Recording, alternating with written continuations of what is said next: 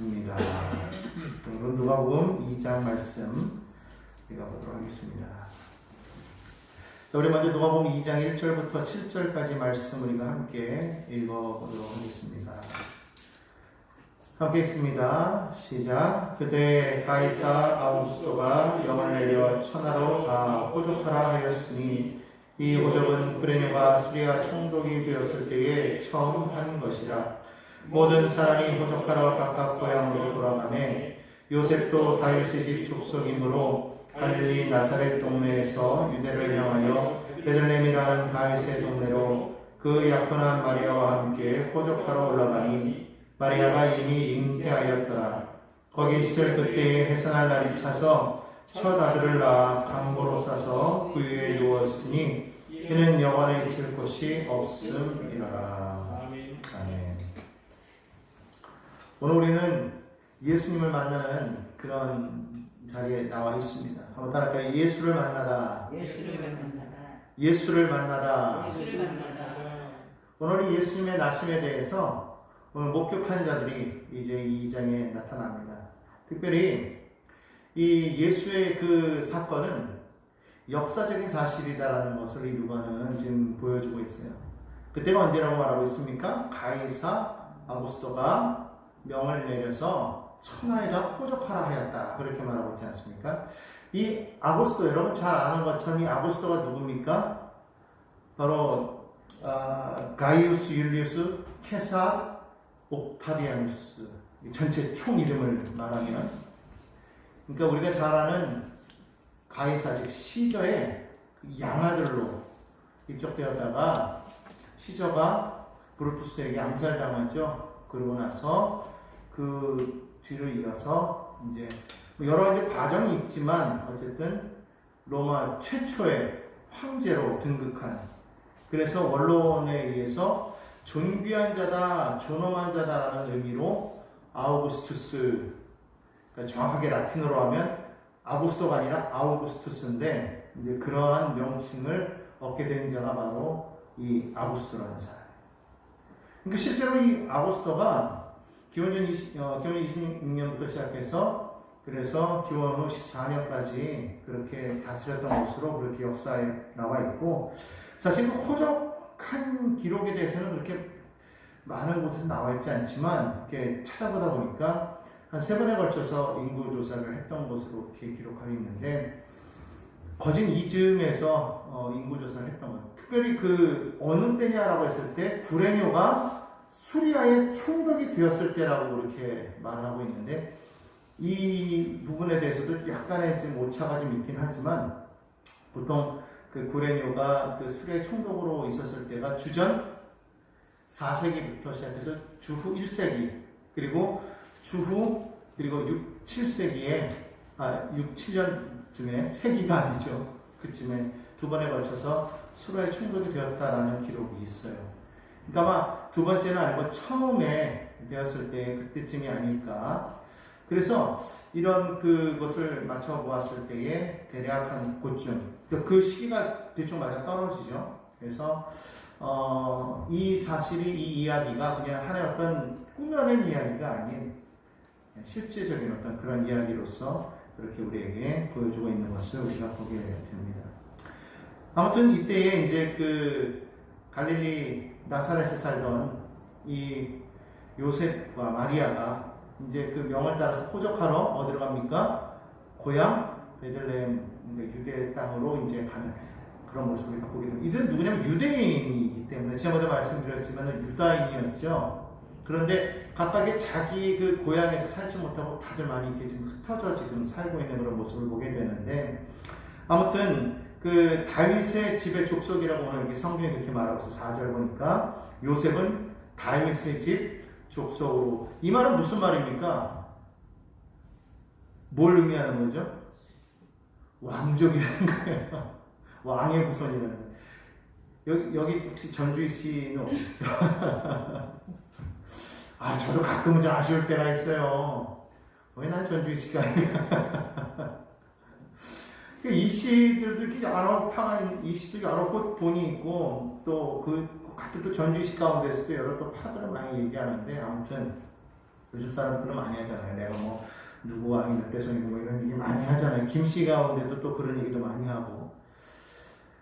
오늘 지금 이 말을 지금 누가 뭐를 말하고 있냐면 요셉이 어디의 사람이다? 다윗의 집의 사람이다. 다시 말하면 왕의 후손이라는 것을 분명하게 보여주고 있습니다. 왜 이야기를 하고 있습니까? 이사야 선지자의 예언, 또 미가 선지자의 예언들, 이런 모든 예언을 보면 메시아가 올 것인데 그는 누구의 자손으로 오게끔 되어 있어요? 다윗의 자손으로 오게 되어 있거든요. 이새의 뿌리에서 싹이 나게끔 말하거든요. 그 이새가 누굽니까? 다윗의 아버지잖아요. 그러니까 결국에는 이 다윗의 집의 족속이라는 것이 정말 중요한 거예요. 예수의 나심은 역사적인 사실이자 동시에 뭐다? 하나님께서 예언하신 그 예언의 성취임을 분명하게 얘기하고 있다는 거예요. 그러니까 끼워 맞춘 게 아니라 정확하게 하나님이 말씀하신 그것이 정확하게 이루어지더라라는 것을 여기에서 지금 보여주고 있는 말이 바로 이 다윗의 집 족속이라는 이 말이에요.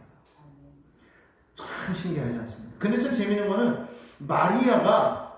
마리아가 잉태한 것은 요셉의 씨는 아니에요. 그죠? 성령으로 말미암아 잉태했단 말입니다. 그러니까 엄밀히 따지면 요셉의 씨는 아니에요. 하지만 마리아도 지난번에 우리가 그 3장에 나오는 그 족보에 대해서 얘기하면서 우리가 대충 그 누가에 나오는 족보는 마리아의 족보였다는 것을 그때 한번 얘기를 했었지 않습니까? 그렇게 따지고 보면 여자의 후손이기도 하지만은 그럼에도 그는 또 누구냐? 다윗의 후손이기도 맞거든요. 그렇죠? 그렇게 되니까 이 모든 예언이 이루어지죠. 또 동시에 창세기에 보면 여자의 후손이 뱀의 머리를 밟을 것이다 라고 한 그 말씀이 오늘 여기서 이루어지는 것을 보게 되는 거예요. 그렇죠? 그러니까 이 예수의 이 모든 이 사건, 이 누가에서 말하는 이 보여주는 이 예수는 하나님께서 이미 창조 때부터 벌써 이미 그때서부터 예언하셨다는 그 말씀, 그리고 계속 지나오면서 또 선지자들을 통해서 했던 그 말씀이 이루어지고 있더라. 이렇게 우리가 구성해야 되는 거예요. 하나님의 말씀은 반드시 이루어진다. 우리가 하나님의 말씀을 정말 온전히 믿을 때 우리 안에서 그 말씀이 역사하는 힘이 있다는 걸 우리가 믿어야 될 줄 믿습니다. 왜? 하나님의 말씀은 창조하는 능력이 있어요. 생명이에요. 말씀으로 말미암아 천한 모든 만물을 만드셨기 때문에 그 말씀 속에 뭐가 있는 거예요? 하나님의 창조의 능력이 있고 생명의 능력이 있어요. 하나님께서 말씀으로 천지를 창조하셨지만 또 모든 것을 고치실 때도 말씀으로 고치시는 것도 우리가 보죠. 물론 가끔 이제 뭐 침을 뱉어서 흙을 이겨가지고 뭐 이렇게 눈에 바르기도 하시고 이렇게 하시지만 대부분 뭐라고 말씀하셔요? 말씀으로, 말씀으로 내 죄사함을 받아내리라. 일어나라. 사단아 물러가라. 말씀. 그러니까 말씀 속에 뭐가 있어요? 하나님의 생명이 있어요. 오늘 우리가 그 말씀을 우리가 온전히 마음에 품고 날마다 그 말씀을 내게 주시는 그 하나님의 말씀을 날마다 묵상해야 돼요. 그러면 그것이 우리가 별거 아닌 것 같아도 내 안에서 역사하는, 내가 역사하는 게 아니라 누가 역사합니까? 말씀이 역사한다. 말씀이 역사한다. 자, 그래서 이제 이들이 베들레헴이라는 다윗의 동네로 갔는데 오늘 여기 보니까 약혼한 마리아와 함께 호적하러 올라갔다고 그랬어요. 아직 홀례식을 안 올린 거예요. 아직 약혼한 상태예요. 왜 아직 홀례식을 안 올렸겠어요? 성령으로 잉태되었다라는 그것을 요셉이 인정한 거예요. 그러니까 그것을 온전히 지키기 위해서 그 상태로 그냥 보존하고 있는 모습을 우리가 보게 됩니다. 신실하다는 거죠. 도대체가 이게 말이 안 되는 이야기를 지금 이것을 요셉은 그대로 순종하면서 여기까지 같이 오는 거예요. 그 호적하러 같이 오는 거예요. 조용히 끊어버릴 수도 있는데도 불구하고 그러지 아니하고 이 호적하는 데까지 아내와 함께, 그 잉태한 아내와 함께 거기까지 왔다는 것이죠. 그리고 거기에 머물면서 있을 동안 뭐가 됐다는 거예요? 아이를 마침내 낳게 되는데 왜 아이를 구유에 누일 수밖에 없었겠느냐? 하나님의 예언의 말씀도 있었겠지만, 그죠? 그것을 이루기 위해서 당시에 호족하게 해서 많은 사람들이 그만큼 나가 있었던 사람들이 호족하게 해서 왔다라는 것을 의미하죠. 그러니까 흩어졌던 많은 사람들이 바글바글하게 모여 있을 그런 때였다라는 것이죠. 바로 그때였기 때문에 머물 곳이 없었어요. 뭐 그때 당시에 무슨 뭐 여관이 그렇게 많았겠습니까? 이렇게 그렇죠. 그러다 보니까 어쩔 수 없이 이제 구유에 넣게 되는. 근데 이 모든 것들이 다 뭐예요? 하나님께서 말씀하셨던 그것들이 이루어진다는 것을 우리는 보게 됩니다. 그래서 예수의 사건은 뭐다? 역사적인 사건이다. 예수의 사건은 뭐다? 하나님의 예언의 성취다라는 것을 믿으시기를 바랍니다. 자, 이제 8절부터 우리 21절까지 또 한번 읽어보도록 하겠습니다. 함께 읽습니다. 그 지역의 목자들이 밤에 밖에서 자기 양떼를 지키더니 주의 사자가 곁에 서고 주의 영광이 그들을 두루 비추매 크게 무서워하는지라. 천사가 이르되 무서워하지 말라. 보라, 내가 온 백성에게 미칠 큰 기쁨의 좋은 소식을 너희에게 전하노라. 오늘 다윗의 동네에 너희를 위하여 구주가 나셨으니 곧 그리스도 주시니라. 너희가 가서 강보에 쌓여 구유에 누워있는 아기를 보리니 이것이 너희에게 표적이니라 하더니, 호련히 수많은 천군이 그 천사들과 함께 하나님을 찬송하여 이르되, 지극히 높은 곳에서는 하나님께 영광이요 땅에서는 하나님이 기뻐하신 사람들 중에 평화로다 하니라. 천사들이 떠나 하늘로 올라가니 목자가 서로 말하되, 이제 베들레헴으로 가서 주께서 우리에게 알리신 바 이 이루어진 일을 보자 하고 빨리 가서 마리아와 요셉과 구유에 누인 아기를 찾아서 보고 천사가 자기들에게 이 아기에 대하여 말한 것을 전하니, 듣는 자가 다 목자들이 그들에게 말한 것들을 놀랍게 여기되 마리아는 이 모든 말을 마음에 새기어 생각하니라.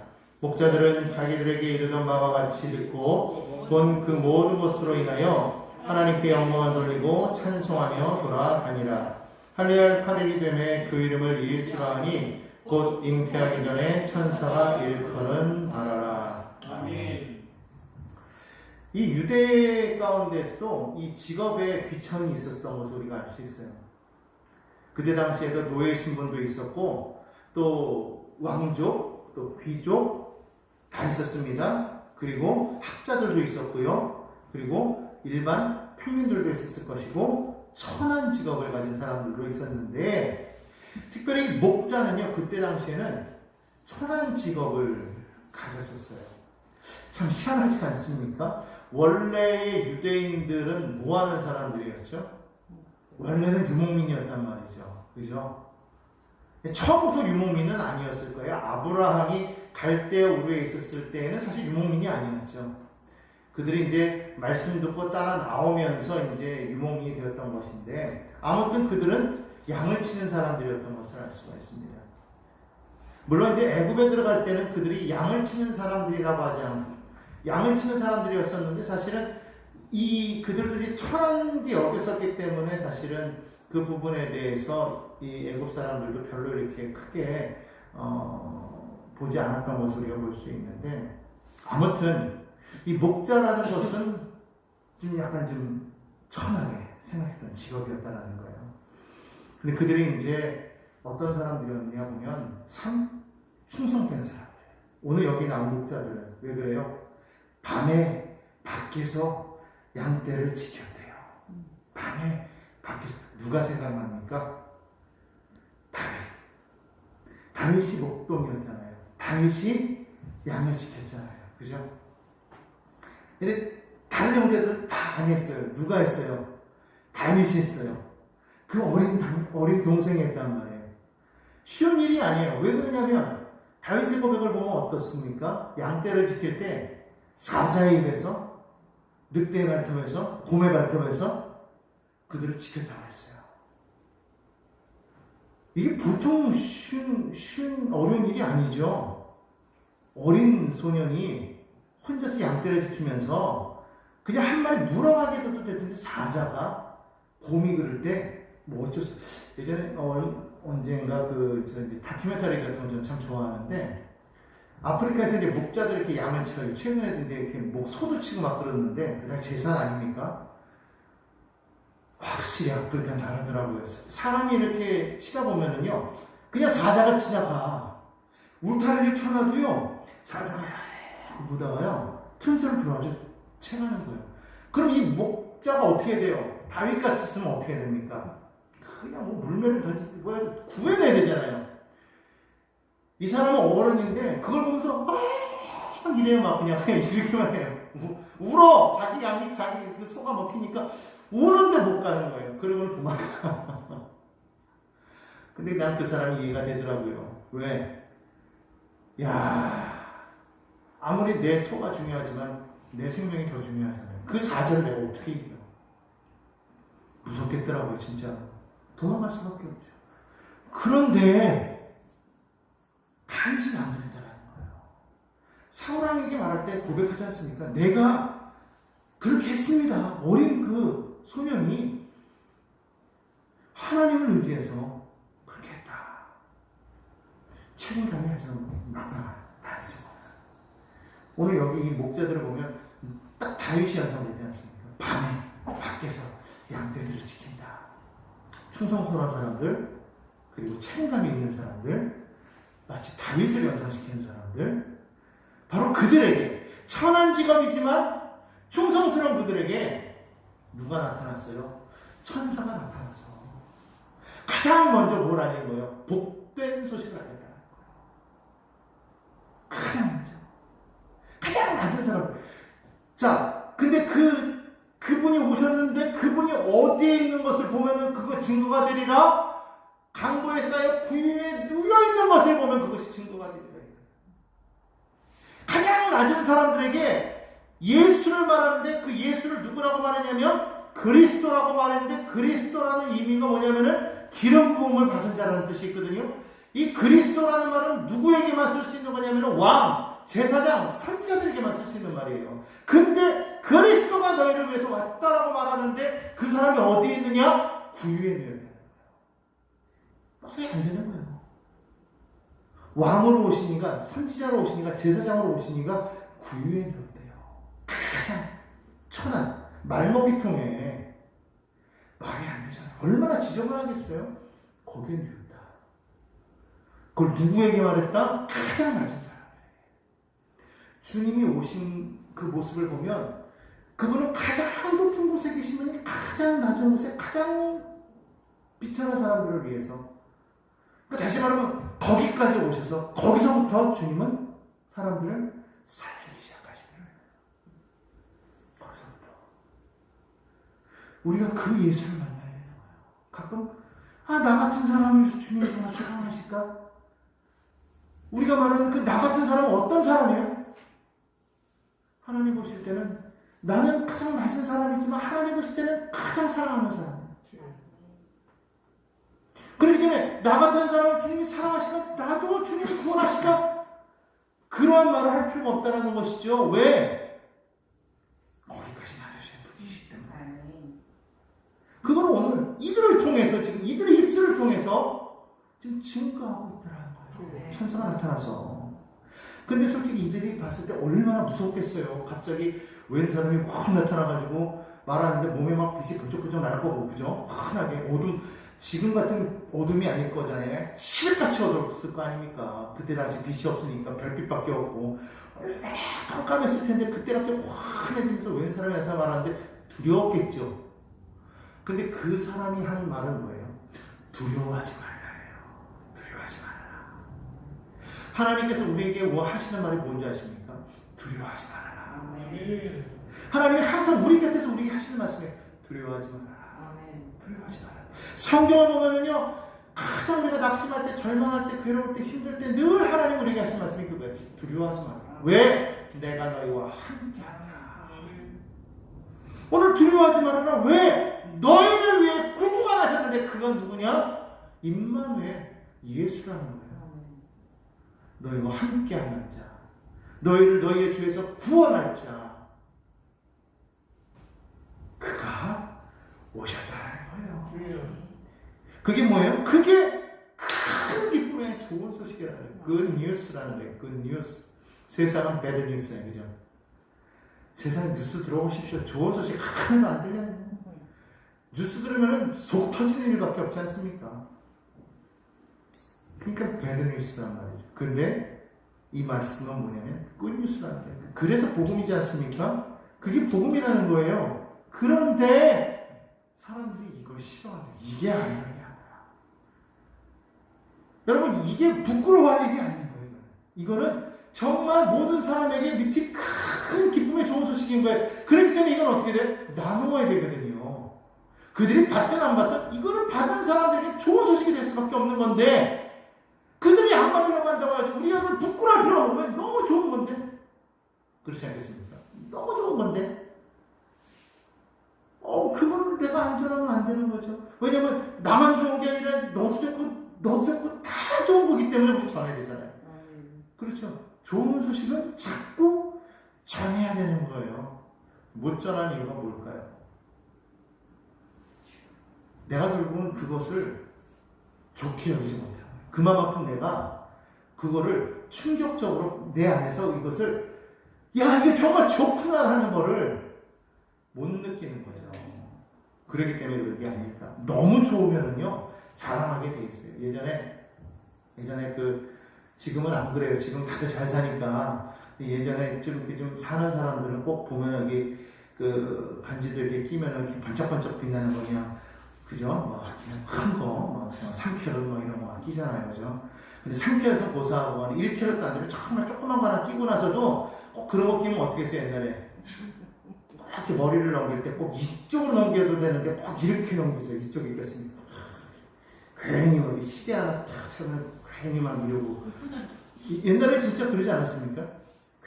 괜히 이 남자들 이게 왜 이러냐면 시계 보여주려고 있는 거예요. 이게 다 잘하는 게 아니라. 옛날에는 이 시계 이거 그거 뭐 그냥, 그러니까 뭐 짝퉁이라도 차고 다니면 뭐 좋은 거야. 막 그냥 막 자랑하고 싶잖아요.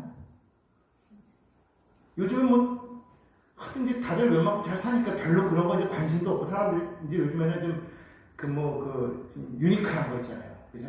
자기만의 독특한 거를 원하니까, 그러니까 별로 그런 건 이제 취급을 안 하죠. 뭐 예전에는 메이크업 그러면은, 뭐 지금도 물론 명품 그러면은 뭐 다 그러지만, 사실 요즘에는 명품보다는 나에게 맞는 걸 많이 찾잖아요. 그죠? 예전에 제가 이제 나이키를 모를 때, 어렸을 때인데, 나이키를 모를 때 또 저희 어머니가 어디서 또 비슷한 걸 사온다. 그게 뭔지도 몰랐었는데, 그게 보니까 나이키가 아니고 나이스더라고. 근데 저희 이제 성가대 있던 그 선배 형이 하나가 저를 딱 보더니, 야, 너 이거 어디서 샀니? 뭔데? 나는 시장에서 산 건데. 근데 말 안 하고 있으니까, 야, 이거 나이키 어쩌고저쩌고. 나한테 그 나이키란 말을 그때 처음 들었어요. 그냥 그런 줄 알고, 뭐, 어머니가 사다 줬어, 뭐 이랬는데, 너무너무 부러워했는데, 나중에 알고 보니까 어머니도 뭔지 몰라. 그냥 운동 하나 사온 건데, 알고 봤더니 이런 표시였는데, 그게 나이스였어요. 짝퉁을 신어도, 그게 그냥, 그게, 막 그럴 때였어요, 그게. 좋은 거는요, 자꾸 막 자랑하고 싶으시는 거예요. 예수의 이 복음을 전하는 게요, 여러분, 이게 의무가 되면 절대 안 되는 거예요. 너무 좋으니까 말하는 거예요. 너무 좋으니까 막 떠드는 거예요. 너무 좋아. 와, 예수님이니까 이렇게 좋아. 너무 좋아. 막 그냥 만나면 그냥, 예수님 너무 막 싱글벙글싱글. 그게 사실 오늘날 너무너무 그 기쁨을 사실은 상실한 시대가 되어버렸다. 그런 것 같아요, 사실은. 기쁨을 상실해버렸어요. 기쁨을 상실해버렸다. 우리는 그 기쁨을 다시 회복해야 되는 거예요. 그 배에서 생수량이 넘치게 하는데, 내 안에서부터 그 기쁨이 막 흘러넘치면 그냥 나도 모르게 막 예수가 좋아요 할 수밖에 없는 거예요. 왜 좋으냐? 그게 이유가 어딨어? 좋은데 뭐 다른 거 필요 없어요. 그냥 하나님의 아들 예수가 나를 구원하셨다. 그 기쁨 하나만으로도 이거는 난 표현을 못해. 나는 그냥 좋아. 근데 예수 믿어봐보면 알 거야. 그거밖에 없어요. 예수가 누구냐? 와봐. 너도 보면 알아. 이렇게 돼야지. 예수는 말이지 하나님의 아들인데 그분이 우리를 위해서 뭐 어쩌고 오셔서 뭐 이러면서 뭐 십자가를 백날 해봤자 전혀 쓸모없어요. 그냥 내가 막 기쁘면은요, 사람이 그런 게 있어요. 말이 별로 아닌 것 같아도 내가 막 기쁘면요, 그 기쁨은 막 전염되듯이 복음에 대한 그 기쁨이 충만하면 막 전염되게 되어 있어요. 오늘 그 복음을 천사가 목자들에게 주셨어요. 뭐라고 말합니까? 너희를 위하여 구주가 나셨으니 곧 그리스도 주시니라. 한번 따라하시겠습니다. 나를 위하여, 우리를 위하여 구주가 나셨습니다. 누구를 위하여? 그렇죠. 그분이 마지막으로 나를 위하여. 이게 돼야 돼요. 나를 위하여 구주가 나셨습니다. 나를 구원하실 분, 나를 회복시키시고 살리실 분, 그리스도 왕 되신 분, 제사장 되신 선지신 그 주가 나를 위하여 나셨다. 하나님이 나를 위하여 보내셨구나. 나를 위해서 나를 살리려고, 여러분을 살리려고. 아멘. 여러분 이것을 온전히 우리가 믿어야 될 줄로 믿습니다. 아멘. 그 표식은 아까 말했고요. 그때 갑자기 그 얘기를 전하자마자 호련히, 호련히 수많은 천군과 천사들이 하나님을 찬송하고 갑자기 나타난 거예요. 갑자기요. 아마 처음부터 그랬으면 목자들 기절했을 거예요. 그죠? 근데 갑자기 나타나지 않고 이 사람이 그 소식을 막 전하면서 뭔가 붕 뜨였을 때 갑자기 천사들 하늘이 환해지면서 천군과 천사들이 확 나타나니까 이거 완전 황홀한 거죠. 얼마나 기가 막히겠어요. 뭐 음악들을 잘 하시니까 알겠지만 그냥 그 무대에 오케스트라가 쫙 서 있고 거기에 합창단이 쫙 서 있으면서 할렐루야 그 찬양 쫙 들어가면 막 감동이 여기서부터 그냥 어휴 오잖아요. 그죠? 얼마 전에 이 코로나 때문에 이 비대면으로 하게 되면서 그 비대면 그 영상을 통해 가지고 할렐루야를 하는 거를 이렇게 영상으로 봤는데 이야 그것만 봐도 그냥 합창단원들이 영상으로 다 각각 그냥 이걸 보면서 쫙 영상을 떴는데 그러면서 이 찬양하는데 악기도 마찬가지고 악기는 어떻게 있는 건지 모르겠어. 하여튼 그 하면서 지어서 찬양하는데 와 전율이요 그냥 머리부터 발끝 그냥 막 감동. 여러분 사람의 소리도 이러할 텐데 천사의 소리가 온 땅을 울렸다. 얼마나 큰 감동이겠어요. 저는 아마 몰라도 천사들의 그 찬양 소리, 천군과 천사들의 그 찬양 소리를 바로 그 무대 1년에서 완전히 VIP상 아닙니까? 거기서 그 밤에 직접 자기들만을 위한 그 노래를 하나님을 찬양하는 그 노래지만 자기들이 그걸 바라볼 수 있었다는 게 여러분 얼마나 큰 영광입니다. 여러분 그와 같은 큰 영광을 우리가 바라볼 수 있게 된다는 것을 믿으시기를 바랍니다. 하나님을 향한 그 놀라운 그 영광의 그 모습을 우리가 볼 때에 여러분들이 이 사람들의 마음이 얼마나 흥분되겠어요. 그 모습 그리고 나서 그들이 하나님을 쫙 따라갑니다. 그들의 찬양의 제목은 뭐였어요? 지극히 높은 곳에서는 하나님께 영광이요 땅에서는 하나님이 기뻐하신 사람들 중에 평화다. 하나님의 영광과 하나님의 평화. 영광과 평화. 이것을 위해서 하나님께서 예수를 이 땅에 보내셨다는 거예요. 그래서 그분은 누구냐? 평화의 왕이시다. 평화의 왕이시다. 이렇게 괴롭고 힘든 그 모든 그 이 전쟁터와 같은 이 세상 속에 주님이 오셔서 평화를 주시는데 하나님의 기뻐하심을 입은 사람들 중이라고 그랬으니까 믿는 사람들 가운데 하나님께서 주신 평화예요. 그러니까 세상은 평화를 몰라요. 세상은 평화가 뭔지 몰라. 이 아우구스투스, 바로 이 아우구스토가 다스릴 이때에 이제 본격적으로 뭐가 시작합니까? 로마가 하나로 통합되면서 하나의 제국으로 삼면서 그때부터 시작해서 로마가 계속적으로 도로를 확장시켜 나가고 모든 것을 다 문화적으로 막 왕성하게 막 발전시키면서 그때 이 로마의 평화에 대해서 얘기할 때 아닙니까? 팍스 로마의 평화. 그런데 그 평화라는 것이 오래 갔습니까? 오래 안 갔어요. 결국에는 또 전쟁과 전쟁으로 싸움을 하시고 그런데 하나님께서 주신 그 평화는 영원하다는 거죠. 그 평화를 오늘 우리가 누려야 될 줄 믿습니다. 그 평화를 누려야 돼요. 여러분 안에 진정한 평화가 있기 바랍니다. 평화가 세상에 없어요. 늘 언제나 불안, 염려, 근심, 걱정, 초조 이것이 막 눈에 막 짓밟히지 않습니까? 믿는 사람들에게 다가오지 않습니까? 그런데 그럴 때 우리가 하나님의 기뻐하심을 입은 자들 중에 평화가 있구나.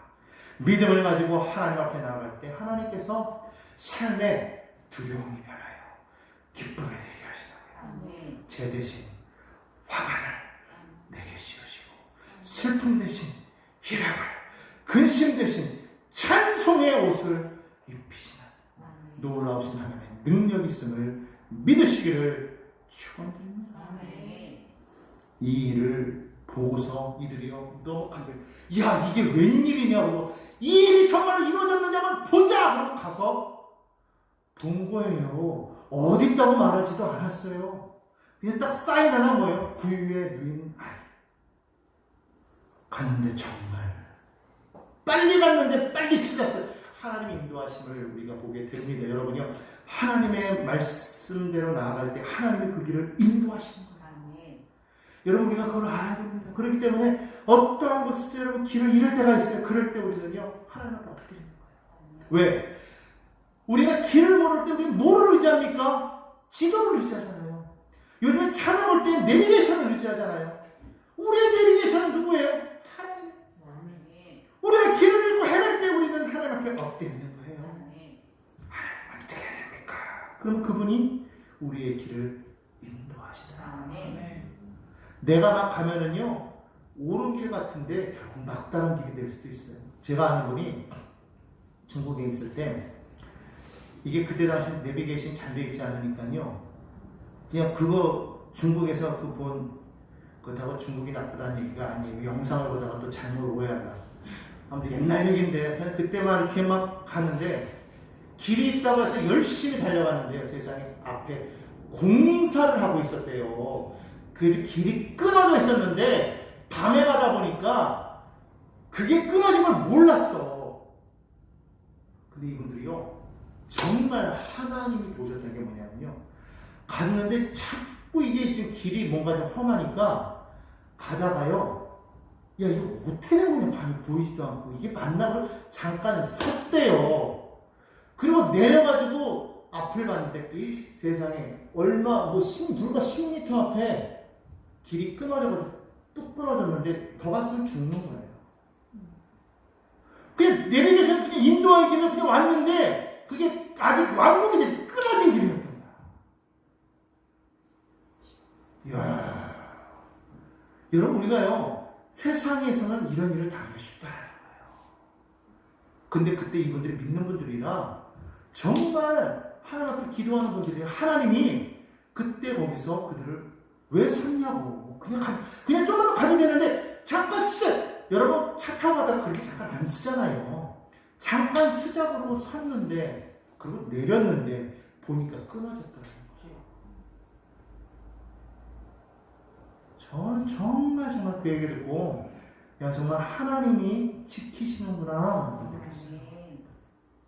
하나님이 인도하시면 우리가 바른 길로 갈 수가 있어요. 그들이 말한 그대로 보고 그 부모에게 자신들이 봤던 것을 얘기하니까 누구에게 이것이 증거가 돼요? 그동안 요셉 얼마나 불안했겠어요. 그가 정말 선한 사람이라 그것을 인내하면서 믿음으로 참아왔지만 그래도 마음이 얼마나 그랬겠습니까? 그냥 아내를 사랑하니까 믿었는데 세상에 큰 증거를 보여주신 거예요. 목자가 있으면 어떻게 알아요? 한두 사람이 온 게 아니라 목자들이라고 했어요. 목자들이. 그 밤에 야만치고 자기들한테 와가지고 이 일을 하는 걸 보면서 놀랬겠죠. 마리아 대단합니다. 그거를 마음에 새겼대요. 여러분 우리가 때로는 믿음이 없을 때가 있어요. 그러나 말씀하실 때 그 말씀을 온전히 붙잡고 나아가면요 반드시 끝에 가면 하나님께서 확증을 주십니다.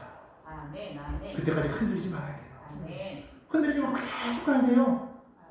하다가 흔들리면 아내가만 못하는 거예요. 손에 쟁기를 들고 뒤를 돌아보는 자는 하나님 나라에 합당치 않다. 믿음을 나가는 거예요. 그래서 이들이 그 모든 걸 크게 얘기하고 전부 다 거기서 막 부흥회가 열렸겠죠. 그냥 막 서로 막 하나님 찬양하면서 이 20절에 나오잖아요. 목자들은 자기에게 이르는 바와 같이 듣고 본 그 모든 것으로 인해 하나님께 영광을 돌리고 찬송하며 들어 막 거기서 막 그 모습을 뭐 할렐루야 환호성 지르고 막 그 밤에 예배가 부흥회가 열린 그때 막 대단하지 않습니까? 그리고서 다름없이 돌아가서 그들은 예물을 가지고 온 사람들도 아니었습니다. 아무것도 아니고 그저 그 복된 소식을 듣고 와서 증거해 줬던 것 뿐이에요. 여러분, 오늘 이 밤에도 여러분 하나님에게 말씀하십니다.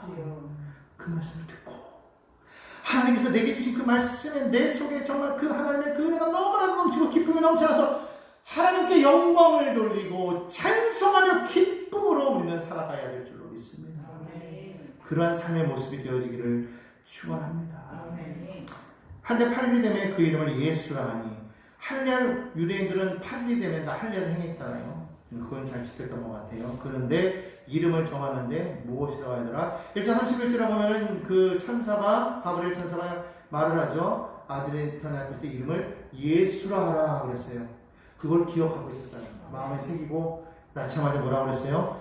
예수라 이름을 지었습니다. 그 예수의 이름이 뭐라고요? 저희 백성을 저희 죄에서 구원할 자, 구원자. 할렐루야. 예수라는 그 이름 속에서 이미 하나님께서 그를 보내신 그 놀라운 뜻이 보이는 것을 봅니다. 오늘 우리는 예수를 만나고 있습니다. 그 예수를 만나는 그 모습들을 다음 주에도 계속 볼 텐데 여러분들 이들만 만나서 증인 되는 삶이 아니라 우리도 주님을 만나자 이거죠. 주님 오늘도 우리 가운데 그분을 계시하여 주시면 우리가 정말 기쁨으로 살아가게 될 줄 믿습니다. 이 시간에 함께 기도합니다.